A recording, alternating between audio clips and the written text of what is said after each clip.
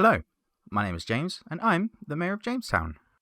Today, on the 7th day of Epic Games' free Christmas Games giveaway, we do actually in fact have Tropico 5, once again confirming that the leaked list might just be true after all. With Tropico 5, you get to enjoy the life as a dictator on your own beautiful tropical island. Developed by Haemimont Games and published by Square Enix and Calypso on the 23rd of May 2014. So, what can you expect with the gameplay, considering that you're taking on the role of a tropical island's dictator? Well, as can be expected with any typical city building game, you're going to have to do exactly that. Building up that little island of yours and turning it into a bustling economic haven. At least for you, not so much for the people living there. Unsurprisingly, dictatorships don't always work out so well for the people living there, so you're going to need to take control into your own hands, more than once, quelling any possible resistance uprising with your own militia. Tropico 5 is a solid city building / management game, but it can take a little bit of time to get to grips with. I remember the first time playing a Tropico game and not knowing 100% how to utilise my economy properly.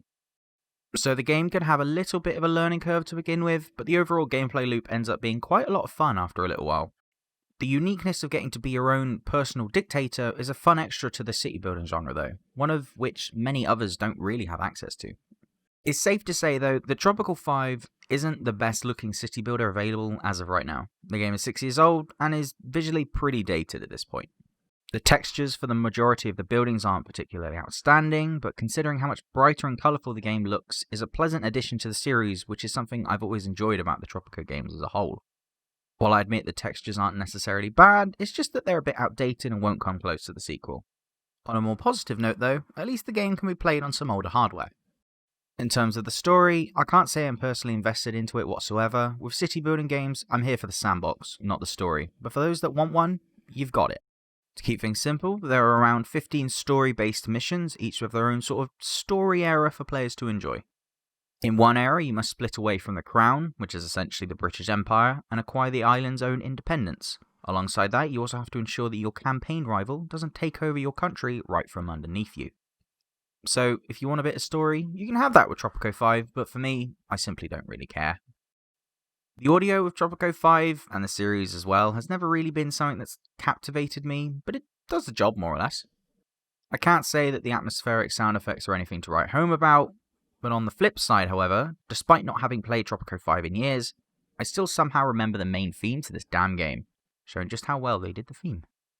Yeah, it's not the best piece of musical creation you're ever going to come across, but it does take a little while before it becomes a true bore. In conclusion, Tropico 5 offers a really unique perspective of the city building / management genre, and one that I've been enjoying for quite some time now. Yeah, it takes a little bit of time to finally get to grips with the game's systems, mechanics, and economy, but it ends up being worth it in the end, without a shadow of a doubt. I personally couldn't care less about the story and campaign, but you might feel differently and love every single minute of it. As a result of all of this, I'm going to have to give the game a traffic light score of green. While learning to get to grips with everything can take a bit of time, the whole package of the game is definitely a lot of fun, and makes me pleased to see I have an excuse to play the game once again, even after all of these years. Thanks to those of you that stuck around this long. Be sure to like, comment, subscribe, and all that goodness. By the looks of things, that leaked list continues to be true, which means tomorrow's we should be getting Inside for free, so be sure to keep an eye out for that one. Until then though, I've been James, the Mayor of Jamestown, and I'm off. Goodbye.